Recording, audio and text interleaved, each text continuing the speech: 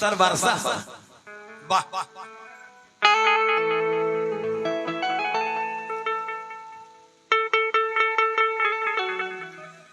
लिखे सुखना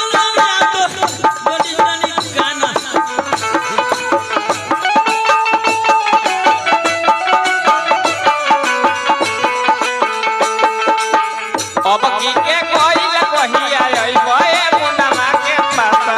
अब की के कोइल कहिया अइबे मुन्नमा के पाता अइब त का काली अइब ए मुन्नमा के पाता अइब त का काली अइब ए मुन्नमा के पाता अब की के कोइल कहिया अइबे मुन्नमा के पाता अब की के कोइल कहिया अइबे मुन्नमा के पाता अइब त का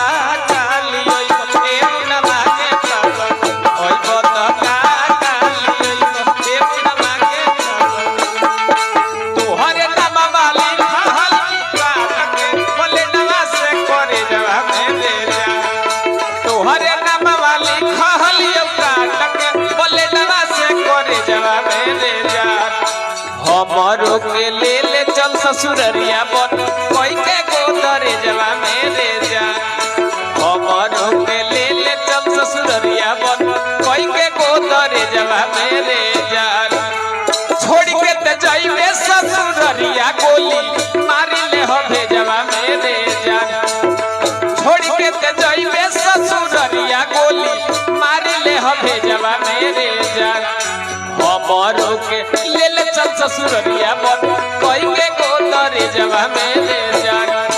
हमरो के ले ले चल ससुररिया बन कोई के गोदरे जवा मेरे जान काहे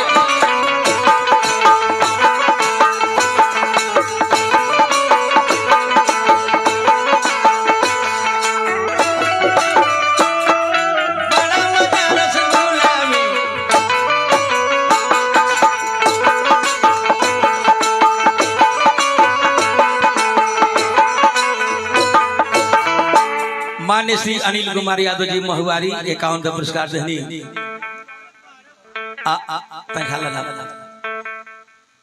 आदरणीय मान्य हमरा श्री रूबी जी अपने दादी के आत्मा के शांति के लिए साड़ी वस्त्र 100 रुपए के पुरस्कार तनी खड़ा रही 50 भोर पगल इंदल जी विदेश जी अपने नानी का आत्मा के शांति के लिए 50 पे पुरस्कार दिला बनी हार्दिक अभिनंदन पर है नहीं ना जादू जी इनकरा के पहनाएम का हां चाचा पहना दी उनके के पहना दी चली चाचा के तरफ से साड़ी वस्त्र बहुत रुपया पुरस्कार अमित जादू जी इनकर काम देख लेनी बुढ़ऊ के कामना काम लायक बार है अभी का नाम सुनी श्री अमरनाथ यादव लूहसी उर्फ चौधरी जी 70 वर्ष की उम्र हो गई डॉक्टर साहब तो 70 वर्ष की उम्र में जब इनकर आज ई डिजाइन बा ए उम्र में तो अंदाज लगाई कि आज के उम्र के काम के हिसाब से लइकाई में कामना डिजाइन के लइका हो अरे लइकाई में बड़ी भारी छुछुनर रहले